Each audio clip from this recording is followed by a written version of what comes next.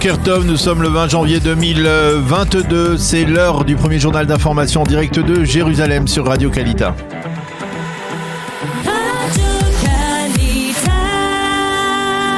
En direct de nos studios de Jérusalem. Et à Jérusalem, nous retrouvons effectivement notre correspondant Daniel Haïk. Bonjour Daniel, Boker Tov à la une de l'actualité. Nous commençons ce premier journal par les données réactualisées de l'épidémie en Israël. Oui, effectivement, Boker Tov, Ilana, les autorités sanitaires ont publié ce matin des données selon lesquelles on a recensé en Israël avant-hier plus de 72 000 nouveaux cas de virus et le taux de positivité était alors de 17%. Le coefficient de contamination est en baisse constante à 1,41.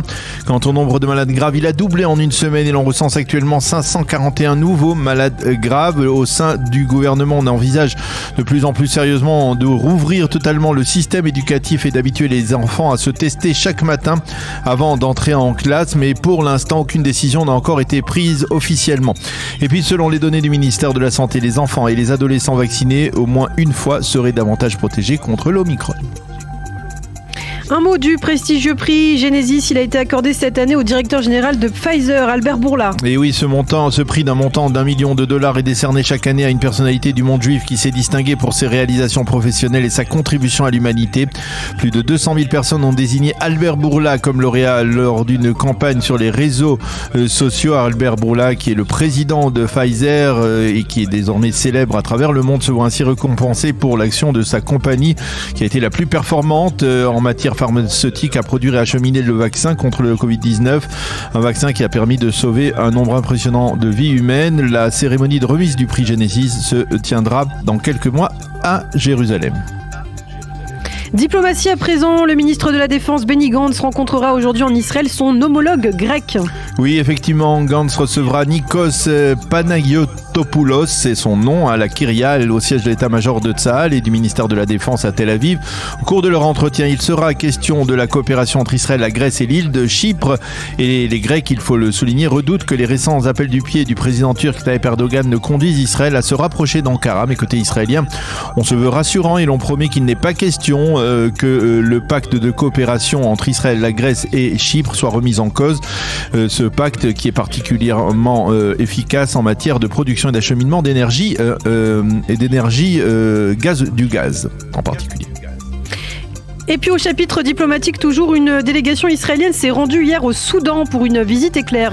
Oui, on ne connaît pas précisément les objectifs de cette visite, mais l'on sait qu'elle intervient dans un contexte de crise politique au Soudan après le coup d'État d'octobre dernier, la démission du Premier ministre Abdallah Hamdok. Il y a quelques mois, juste après ce coup d'État, une première délégation israélienne s'était déjà rendue à Khartoum à la demande des Américains. Son objectif était alors pour Israël de faire office de médiateur entre les militaires et leur homme fort, le général El-Bourhan, qui est très favorable à la normalisation avec Israël, et les civils et leurs représentants, Abdallah Hamdok, qui est beaucoup plus réticent à ce propos. À cette époque, des hauts fonctionnaires du Mossad israélien avaient participé également à cette délégation. Il convient de rappeler que si le Soudan a bel et bien signé l'an dernier les accords d'Abraham, ceux-ci ne se sont pas concrétisés sur le terrain, c'est-à-dire qu'il n'y a pas encore eu de relations diplomatiques bilatérales pleines et entières entre les deux pays.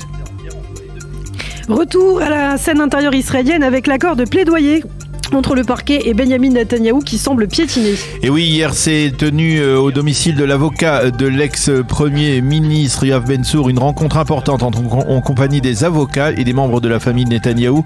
Il s'avère que même les avocats ne sont pas d'accord sur les termes d'un accord de plaidoyer, alors que les avocats professionnels de l'ex-premier ministre le supplient apparemment d'accepter ce compromis. L'avocat personnel de Sarah Netanyahou, Yossi Cohen, estime qu'en reconnaissant les infractions de fraude et d'abus de confiance, Benjamin Netanyahou risque de porter atteinte à son patrimoine et à son héritage politique. Au sein du parquet, on considère qu'il sera de plus en plus difficile, pour ne pas dire impossible, de parvenir à un accord avant la date butoir du 1er février prochain. Et puis enfin, nous terminons ce premier journal avec la météo qui préoccupe actuellement les Israéliens presque autant que la Covid-19.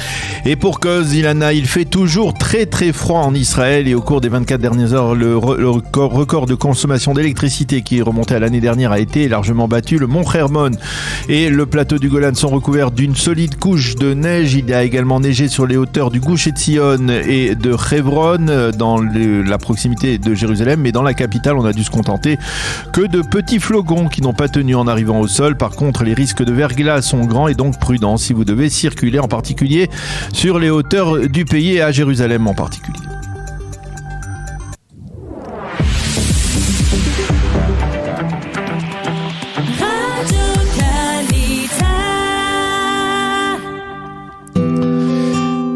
Une page météo pour compléter ce premier journal d'information et parler à nouveau du mauvais temps et en tout cas du temps très froid sur l'ensemble du territoire israélien. Les températures seront toujours très basses aujourd'hui.